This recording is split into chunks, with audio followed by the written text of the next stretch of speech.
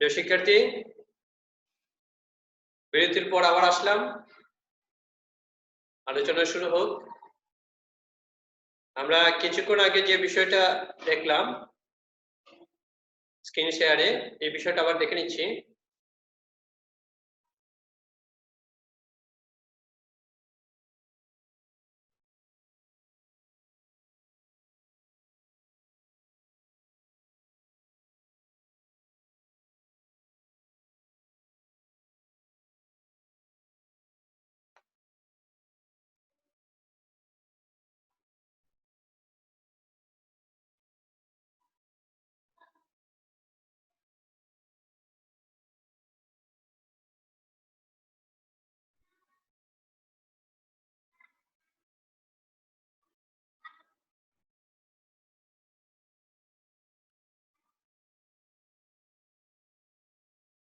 খুব সম্ভব আমরা এই জিনিসটা দেখছিলাম, f of x y equal to 0 বৃত্ত ও g of x y equal to 0 সরলরেখা, অথবা এরকম দুইটা বৃত্ত ছেদবিন্দুগামী এবং আলফা বিটা বিন্দুগামী বৃত্তের সমীকরণ।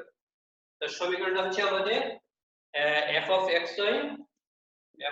x y divided by f of alpha beta।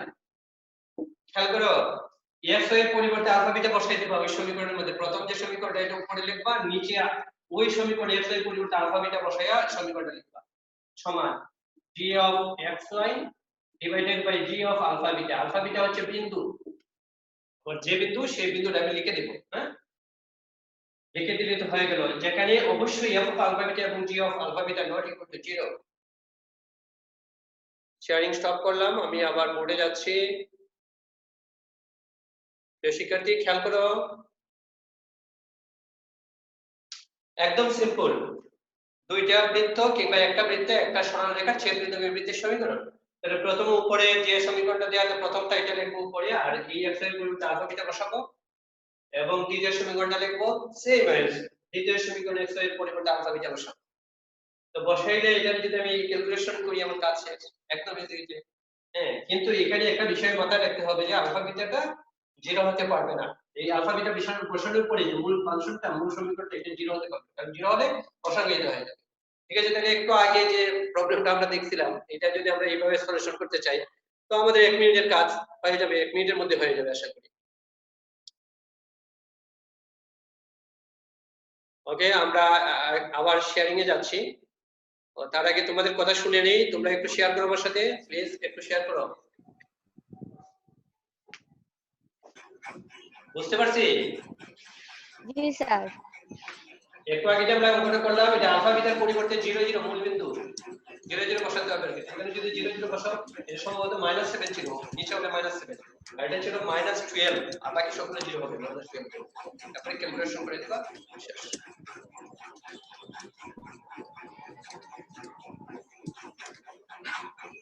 কিনে যাচ্ছি।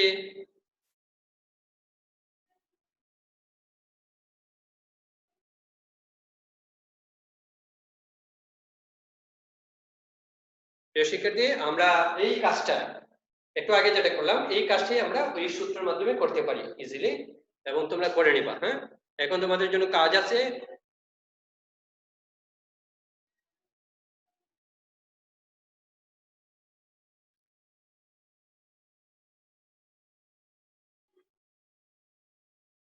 এটা একটু করবা। আমরা নতুন বিষয়ে যাচ্ছি, নতুন বিষয়। তো এটা হচ্ছে তোমাদের বৃত্তের সাপেক্ষে একটি বিন্দুর অবস্থান না, এটা একটু ভুল হয়েছে। এটা হচ্ছে তোমাদের কাজ, হোমওয়ার্কটা একটু লিখে নাও। মূল বিন্দুগামী এবং x square plus y square minus 2x minus 4y minus 4 0 বৃত্ত, और 2x plus 3y plus 1 is equal to 0 রেখার ছেদবিন্দু দিয়ে যায় এরকম বৃত্তের সমীকরণ নির্ণয় করো। এই শিক্ষার্থী, এটা হচ্ছে হোমওয়ার্ক, দ্রুত উঠে নাও।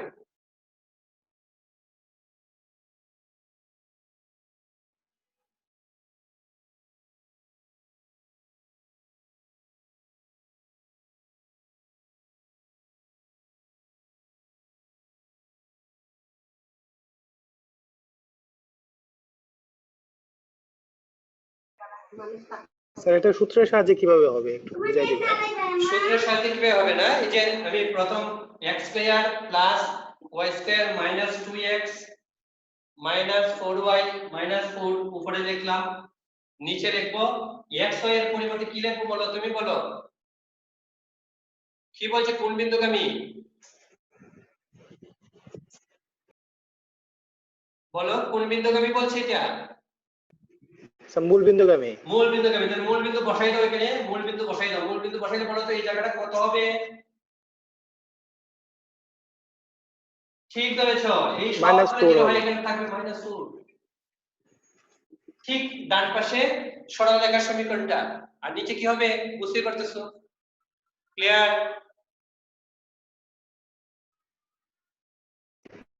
জি স্যার। ওকে, তাহলে আমরা একটু সামনে যাই।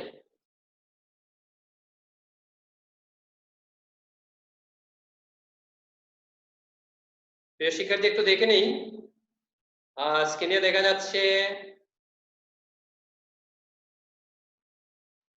বৃত্তের সাপেক্ষে একটি বিন্দুর অবস্থান নির্ণয়। আমি চিত্রটা অঙ্কন করছি এবং এর মূল লাইনটা লিখে আছে x1 y1 বিন্দুটি x2 + y2 + 2gx + 2fy + c 0 বৃত্তের বাইরে কিংবা ঠিক বৃত্তের পরিধির উপরে কিংবা ভিতরে অবস্থান করবে যদি যথাক্রমে এই বৃত্তের উপরে বিন্দুটা বসানোর পরে তার মান 0 থেকে বড় হয় বাইরে থাকবে, 0 সমান হলে বৃত্তের পরিধির উপরে থাকবে, আর 0 থেকে ছোট হলে ভিতরে থাকবে। প্র্যাকটিক্যালি এখন আমরা বিষয়টা দেখে নেব।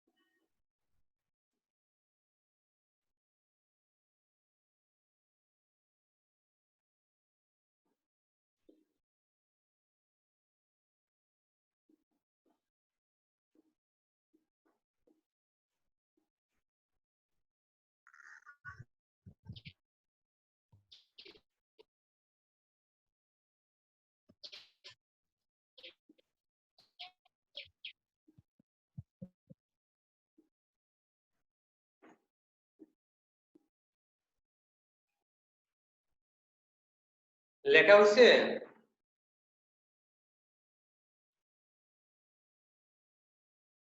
লেখা হয়েছে?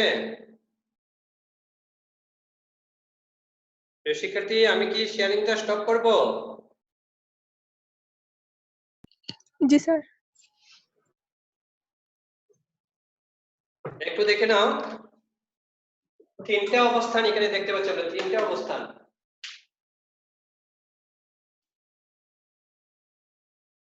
শিক্ষার্থী এই চিত্রটা 8 নাম্বার চিত্রটা খেয়াল করবে, 8 নাম্বারটা, হ্যাঁ এই চিত্রটা দেখতে পাচ্ছি, এইটা এটা দেখো, এই বৃত্ত, এই বৃত্তের কেন্দ্র হচ্ছে 0 -g -f কেন্দ্র, আর পি বিন্দুটার অবস্থান 3 জায়গায় আছে মোট। একটা হচ্ছে পি বিন্দুটা বাইরে অবস্থান করছে, আর একটা হচ্ছে পি বিন্দুটা হচ্ছে বৃত্তের উপরে, আর একটা হচ্ছে কি ভিতরে। 3 জায়গায় বৃত্তের অবস্থান, এই বিন্দুর অবস্থান বৃত্তের। এখন আমরা ওইটা দেখব।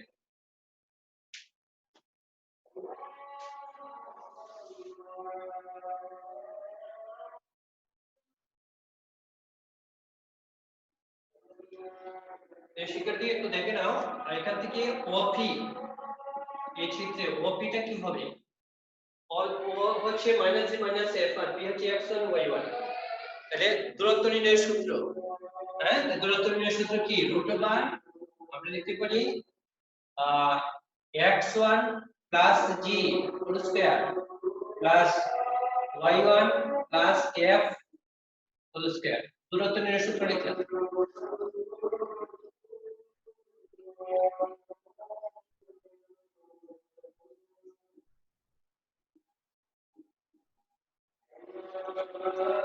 বর্গ করলাম,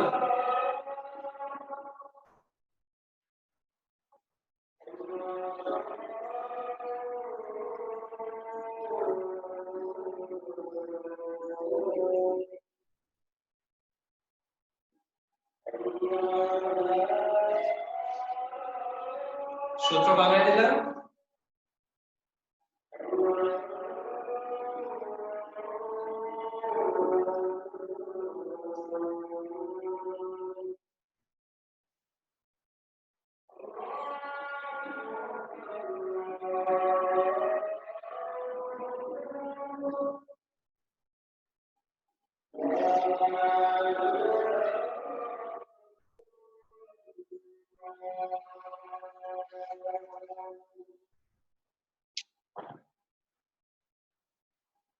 শিক্ষার্থী খেয়াল করো, অফ স্কয়ারটা বের করলাম, নিশ্চয়ই বুঝতে পারতেছো। এবার হোল স্কয়ারের সূত্র ভাঙালাম এখানে, মাইনাস আর স্কয়ার বিয়োগ করলাম এখান থেকে, বাম দিক থেকে minus r square.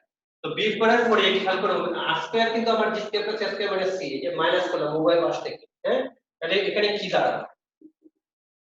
Of square minus r square is equal to x1 square plus y1 square plus 2gx1 plus 2fy1 plus g স্কয়ারে কাটাই, s স্কয়ারে কাটা, তাহলে প্লাস সি মাইনাস 1 তে প্লাস সি। আমার এই অফ স্কয়ার মাইনাস আর স্কয়ারে এই জায়গাটুকু আসলো এটা x1 square plus y1 square 2gx1 plus 2fy1 plus c. তো প্রিয় শিক্ষার্থী, আমরা যদি আরেকটু সামনে আগাই তাহলে কি হচ্ছে, একটু মুছে দিলাম আমি।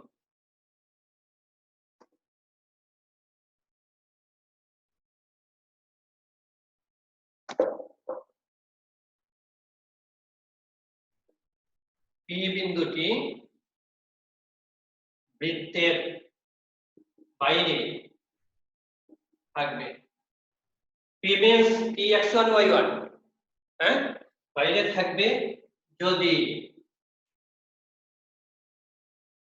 OP greater than R। খেয়াল করতো, আর হচ্ছে আমার এই জায়গাটা, OP হচ্ছে আর হচ্ছে ব্যাসার্ধ, কেন্দ্র থেকে পরিধি পর্যন্ত দূরত্ব, এই জায়গাটা হচ্ছে ব্যাসার্ধ। তাহলে আর থেকে অবশ্যই OP বড় হইতে হবে। OP যদি আর থেকে বড় হয় তাহলে বাইরে অবস্থান করবে। ক্লিয়ার?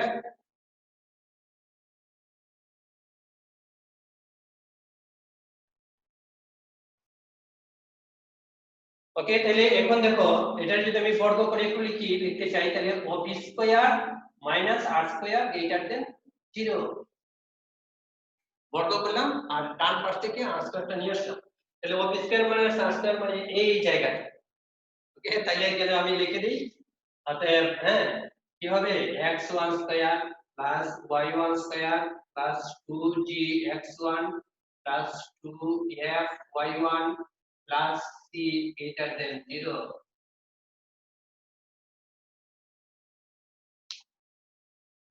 ঠিক আছে, তাহলে পি বিন্দুটি বৃত্তের বাইরে থাকবে যদি x1 square plus y1 square plus 2gx1 plus 2fy1 plus c এর সমান গ্রেটার দেন 0 হয়, 0 থেকে রেজাল্টটা বড় হয়। অর্থাৎ এরকম একটা তোমার সমীকরণ দেওয়া থাকবে, একটা বিন্দু দেওয়া থাকবে, বলবে যে এই বিন্দুটা বৃত্তের কোথায় আছে, তুমি এই বিন্দুটা এই বৃত্তের মধ্যে বসাই দাও, বসাই যদি দেখো 0 থেকে বড়, অবশ্যই সেটা বাইরে।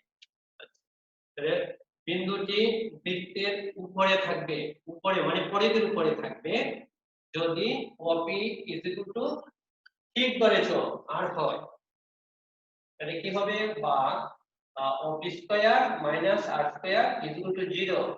অতএব এই জায়গাটুকু কি 0 সমান হবে, তাহলে x1 square plus y1 square 2gx1 plus 2fy1 plus c is equal to 0 হয়। তাহলে আমাদের আর কন্ডিশন হলো একটা, মোট তিনটা কন্ডিশন হতে পারে এখানে। তাহলে আমার কি বিন্দু, হ্যাঁ, px1 y1 বিন্দু,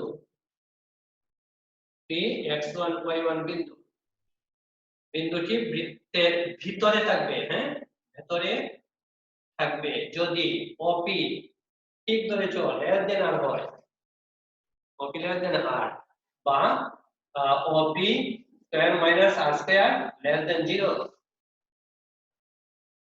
ওকে, তাহলে কি হবে তখন, x1 square plus y1 square plus 2gx1 plus 2fy1 plus c less than 0। এই তিনটা কন্ডিশন আমরা পেলাম।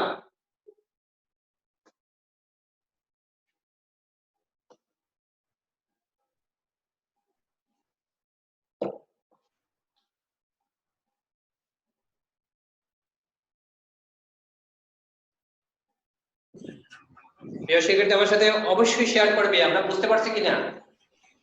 জি স্যার। তাহলে আমরা একটু টেস্ট করতে পারি কিনা। হ্যাঁ, একদম সহজ বিষয় এগুলো, তবে মনে রাখাটা হলো মূল বিষয়, মনে রাখতে হবে, যত মনে রাখবে তত তুমি গেইন হবে। তাহলে এখন আমরা একটু শেয়ারিং এ যাই।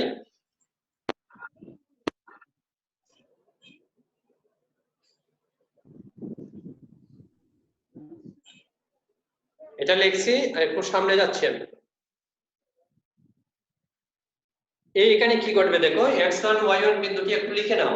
x1 y1 বিন্দুটি x square plus y square equal two x square বৃত্তের বাইরে, উপরে বা ভিতরে অবস্থান করবে যদি যথাক্রমে এই ঘটনাটা ঘটে। এটা আমি পড়ে দিলাম একটু কঠিনটা, তোমাদের জন্য রাখলাম সহজটা, তোমরা সহজটা করে দিবে। এটা তোমাদের বইয়েও আছে, একটু দেখে নিলে ভালো, এবং সূত্রটা মনে রাখবে।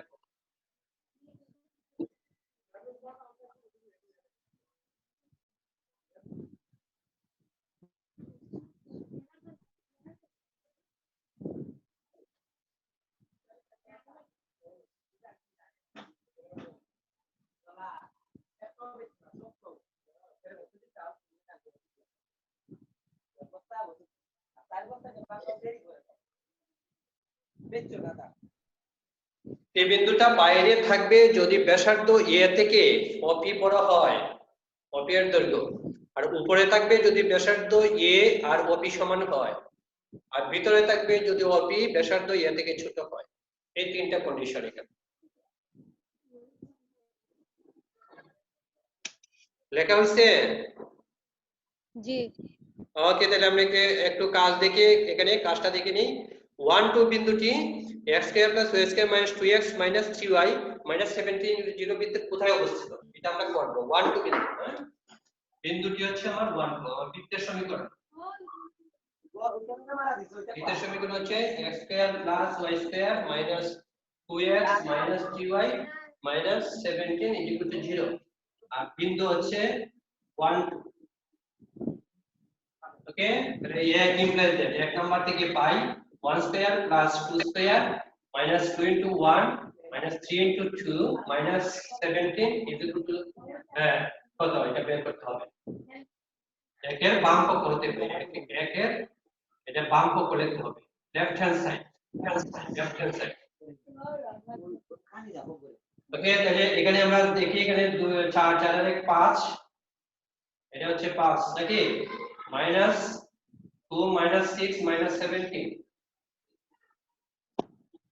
এই 24 25 মাইনাস 20। প্রিয় শিক্ষার্থী, তাহলে এখন একটু বলো তো বিন্দুটা কোথায় থাকবে, 1 2 বিন্দুটা বৃত্তের।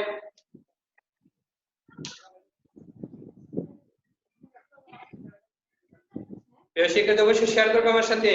এই বিন্দুটা মাইনাস 20 আসছে, এই যা লেফট হ্যান্ড সাইডে, তাহলে বিন্দুটা কোথায় অবস্থিত একটু শেয়ার করো আমার সাথে।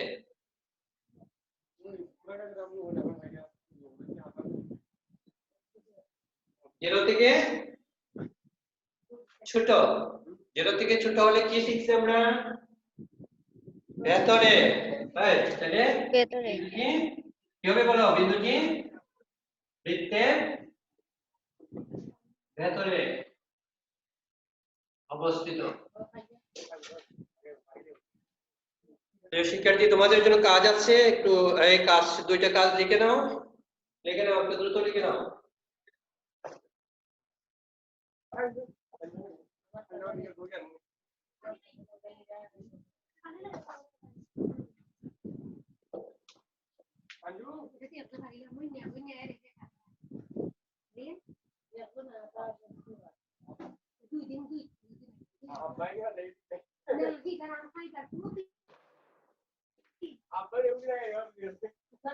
Kalau ni puno.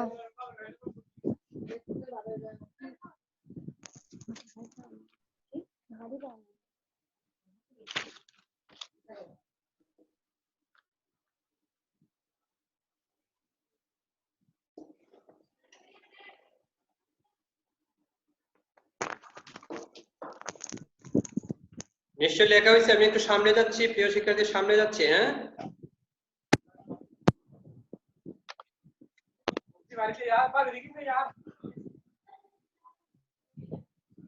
দুইটি বৃত্ত পরস্পরকে স্পর্শ করার শর্ত। আমরা বেশ কয়েকটা শর্ত দেখবো। স্পর্শ করার মূলত দুইটা শর্ত আছে। দুইটা বৃত্ত পরস্পরকে বহিঃস্পর্শ করতে পারে, বাইরে থেকে স্পর্শ করে যে দেখতে পাচ্ছি আমরা, আর দুইটা বৃত্ত পরস্পরকে ভেতর থেকে স্পর্শ করতে পারে। ঠিক আছে, আরো কিছু বিষয় আছে, আমরা এখন একটু দেখে নিব।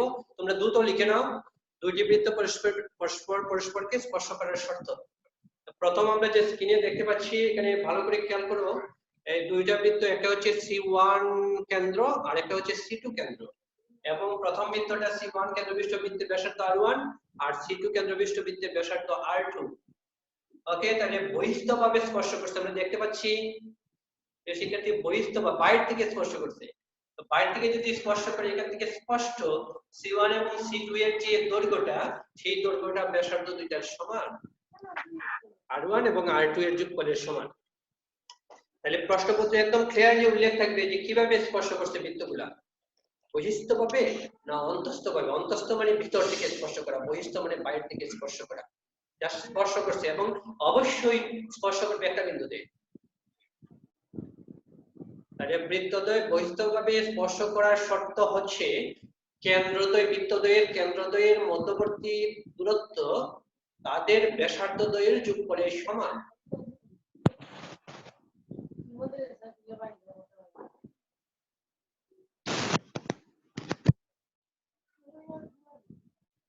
এই যে আমরা এখানে দেখতে পাচ্ছি, দেখো C1 কেন্দ্র, C2 কেন্দ্র, ব্যাসার্ধ R1, ব্যাসার্ধ R2। তাহলে C1 C2 দ্বারা আমরা মিন করছি এই দুইটা মধ্যবর্তী দূরত্ব। তাহলে আমরা দুইটা বৃত্তের কেন্দ্র বের করব, কেন্দ্র বের করে কেন্দ্রদের দৈর্ঘ্য নির্ণয় সূত্র ব্যবহার করে কেন্দ্রদের মধ্যবর্তী দূরত্ব বের করব, এবং ব্যাসার্ধ দুইটা যোগ করে দেব। যদি দেখি সমান হচ্ছে রেজাল্ট, বৃত্তদ্বয় বহিস্থভাবে স্পর্শ করলো। এখন আমরা আরেকটু সামনে যাই। প্রিয় শিক্ষার্থী, নিশ্চয়ই দেখতে পাচ্ছ স্ক্রিনে, এখানে দেখো বৃত্তদ্বয় অন্তস্থভাবে ভিতর থেকে একটা আরেকটা ভিতর থেকে, হৃদয় থেকে স্পর্শ করছে। সফট টাচ, হৃদয় থেকে স্পর্শ করলে সফট টাচ হবে। হ্যাঁ, তাহলে এখানে দেখো কি হচ্ছে, C1 কেন্দ্রবিষ্ট বড় যে লাল রঙের বৃত্তটা ওইটা, আর আরেকটা যে বৃত্ত আমরা দেখতে পাচ্ছি C2 কেন্দ্রবিষ্ট বৃত্ত ছোটটা, এবং বড়টা ব্যাসার্ধ R1, ছোটটা ব্যাসার্ধ R2, বিপরীত ক্রমে হতে পারে। তখন দেখো এখানে আমার C1 C2 যে দৈর্ঘ্যটা, এই C1 C2 দৈর্ঘ্যটা হবে C1D minus C2D, R1 minus R2। বৃত্তদ্বয় অন্তস্থভাবে স্পর্শ করার কন্ডিশন হচ্ছে তাদের ব্যাসার্ধদ্বয়ের অন্তর্ফলের সমান হচ্ছে কেন্দ্রদ্বয়ের মধ্যবর্তী দূরত্ব। এবং আমি এখানে সুচিন্তিত ভাবে মডুলাস চিহ্নটা ব্যবহার করছি। কেন? কারণ আমি জানি না R1 বড় না R2 বড়, যে কোনোটা বড় হতে পারে। যেহেতু আমি দৈর্ঘ্য নির্ণয় করতে চাচ্ছি, তাহলে আমার এখানে মাইনাস আসার সুযোগ নেই। আমি সেজন্য কি করলাম, মডুলাস চিহ্নটা দিলাম। লেখা হচ্ছে? জি। আমি একটু সামনে গেলাম। বন্ধুরা খেয়াল করো, এখানে আমি দুইটা বৃত্ত আঁকছি। আগে যে দেখলাম আমরা বাইরে থেকে স্পর্শ করা এবং ভিতর থেকে স্পর্শ করা, সেই জিনিসটা এখন আর নাই। এখন সম্পর্কটা আরেকটু গাঢ় হয়ে ছেদ হয়ে গেছে, একটা আরেকটা ছেদ করে ফেলছে। তো ছেদ করলে, বৃত্তদ্বয় ছেদ করলে কি হবে নিশ্চয়ই বুঝতে পারতেছো। যেহেতু ছেদ করছে, তাইলে তাদের কেন্দ্রদ্বয়ের মধ্যবর্তী দূরত্ব ব্যাসার্ধদ্বয়ের যোগফল থেকে অবশ্যই ছোট হবে।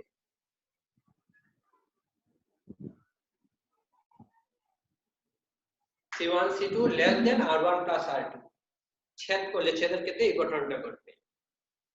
এখন ব্যাসার্ধ দুইটার যোগফল, দুইটা বৃত্তের ব্যাসার্ধ বড়, R1 এবং R2, এই দুইটার যোগফল কেন্দ্রদ্বয়ের মধ্যবর্তী দূরত্ব থেকে বড়, কিংবা বিপরীত ক্রমে কেন্দ্রদ্বয়ের মধ্যবর্তী দূরত্ব ব্যাসার্ধদ্বয়ের যোগফল থেকে ছোট। শিক্ষার্থী লেখা হচ্ছে, আমি একটু সামনে গেলাম। এখন দেখে নিই, এখন আবার একটু মনে করো এখন রাগারাগি হয়ে গেল, অনেক সময় তিক্ততার সম্পর্ক তৈরি হয়, দুইজন বন্ধুর মধ্যে রাগারাগি হয়ে একটু দূরত্বে আছে এখন তারা। যদি দূরত্বে থাকে, তাহলে কি ঘটনা ঘটবে দেখো, বৃত্তদ্বয় ছেদ বা স্পর্শ না করলে আগের যে ঘটনাটা ঘটেছিল তার উল্টা হয়ে যাবে, C1 C2 greater than R1 plus R2। অর্থাৎ এখন কেন্দ্রদ্বয়ের মধ্যবর্তী দূরত্বটা ব্যাসার্ধদ্বয়ের যোগফল থেকে বড়।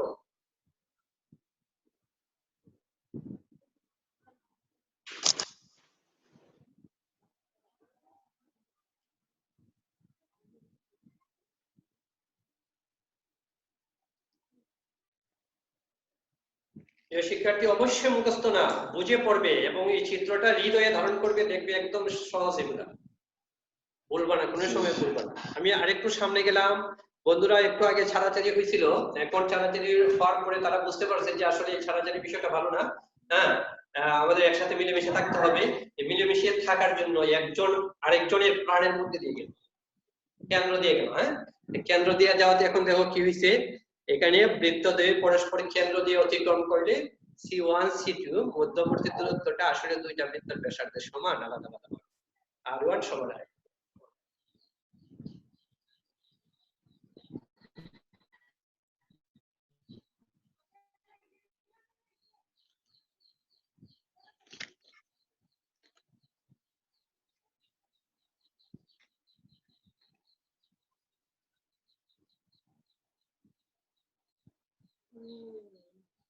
প্রিয় শিক্ষার্থী, আমি আপাতত স্টপ করলাম শেয়ারিংটা। আমার কথা কি বুঝতে পারছো? আমরা 5টা চিত্র দেখলাম, আমি আনমিউট করছি, সবাইকে আমার সাথে শেয়ার জি করো। সবাই 5টা চিত্র আমরা দেখলাম, আমরা কি সবাই বুঝতে পারছি এই বিষয়গুলো? জি স্যার। জি স্যার, জি বুঝতে পারছি। ক্লিয়ার? 5টা কন্ডিশন কিন্তু, হ্যাঁ, এই 5টা কন্ডিশন দিয়ে এখন আমরা কিছু প্রবলেম সলিউশন করে ফেলবো ইজিলি। তাহলে আমরা প্রবলেমগুলা দেখে নিই কি প্রবলেম আছে। আবার আমি শেয়ারিং হয়ে গেলাম।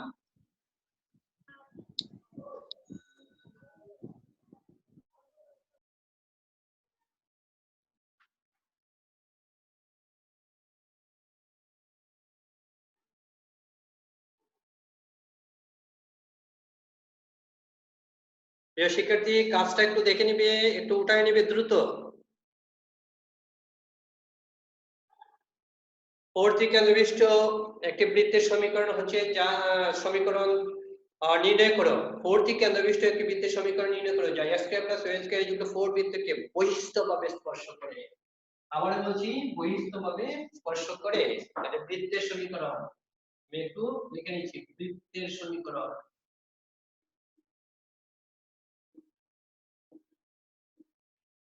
x² + y² যুক্ত 4 যে কোনো ধরনের বৃত্তের সমীকরণ হতে পারে। 4 মানে 2 স্কয়ার, যার কেন্দ্র 0 0 এবং ব্যাসার্ধ R1 = 2। সেক্ষেত্রে আমাদের শেষ করতে হবে, আমরা প্রায় শেষের দিকে আছি। আমি শেয়ারিং স্টপ করলাম।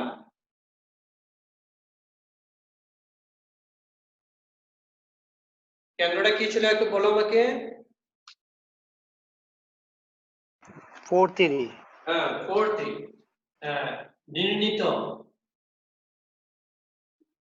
বৃত্তের কেন্দ্র 4 3 এবং ব্যাসার্ধ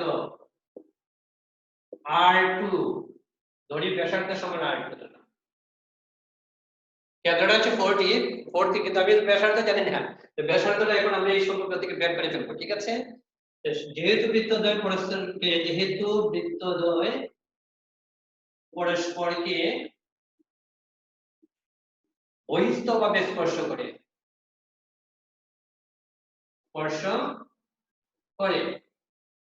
তাই কেন্দ্রদ্বয়ের মধ্যবর্তী দূরত্ব,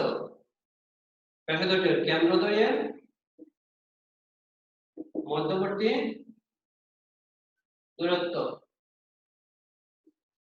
সমান ব্যাসার্ধ দ্বয়ের যোগফল।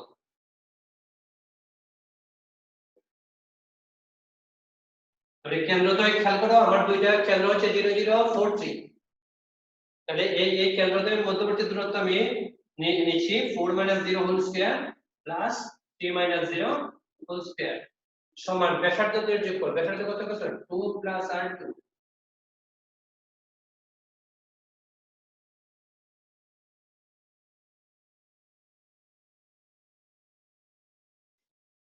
শিক্ষার্থী, তাহলে একটু দেখে নিই, 4 4 16 3 3 9, তাহলে 25 মানে 5 5 সমান 2 + R2। তাহলে R2 সমান হবে কি 3। ওকে, তাহলে আমি যে বৃত্তটা নির্ণয় করতে চাচ্ছি তার কেন্দ্র হচ্ছে 4 আর ব্যাসার্ধ হচ্ছে 3। নিশ্চয়ই পারবা এখন। তাহলে কি সমীকরণটা কি হবে?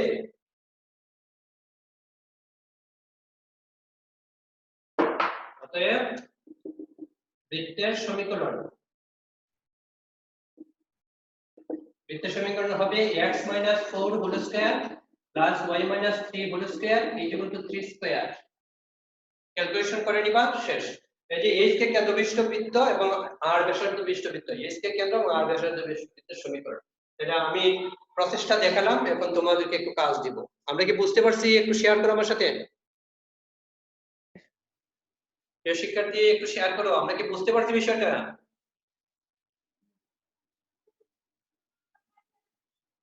হ্যালো, শুনতে পাচ্ছি? জি স্যার, বুঝছি স্যার। ক্লিয়ার? এরকম প্রবলেম থাকে তো আশা করি পারবা তোমরা। তাহলে আমি একটু শেয়ারিং এ, স্ক্রিন শেয়ারিং এ গেলাম। আবার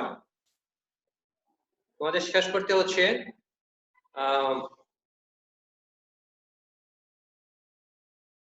তোমাদের জন্য একটু কাজ আছে, তো কাজটা লিখতে হবে আর কি। হ্যাঁ, লিখে নাও, দ্রুত লিখে নাও। 4 থেকে কেন্দ্রবিষ্ট একটি বৃত্তের সমীকরণ নির্ণয় করে যায় square plus y square equal to 4 বৃত্তকে অন্তঃস্থভাবে স্পর্শ করে।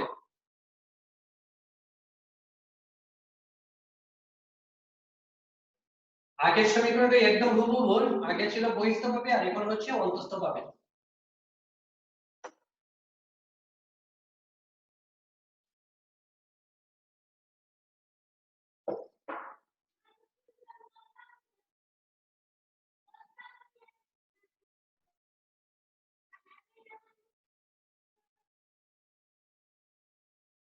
প্রিয় শিক্ষার্থী, লেখা হয়েছে?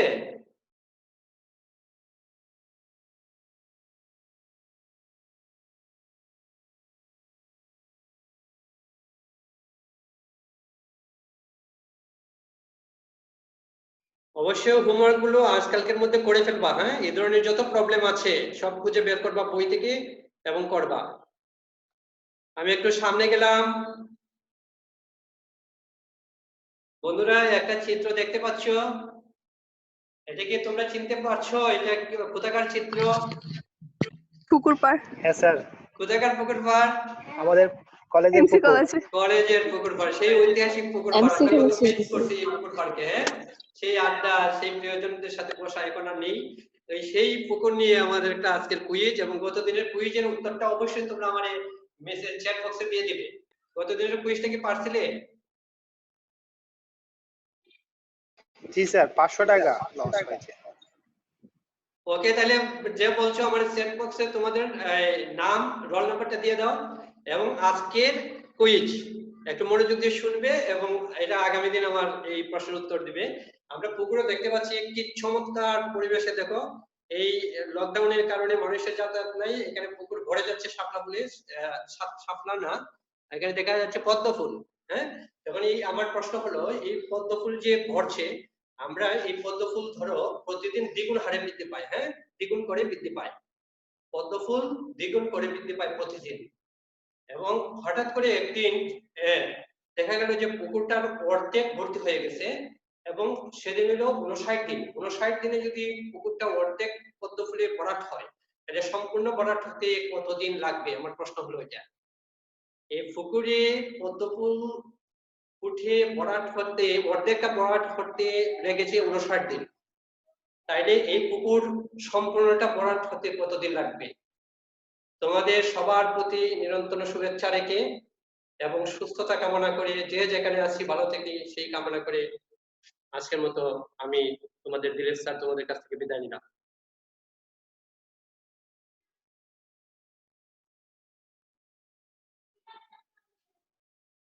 সবাই ভালো থেকো।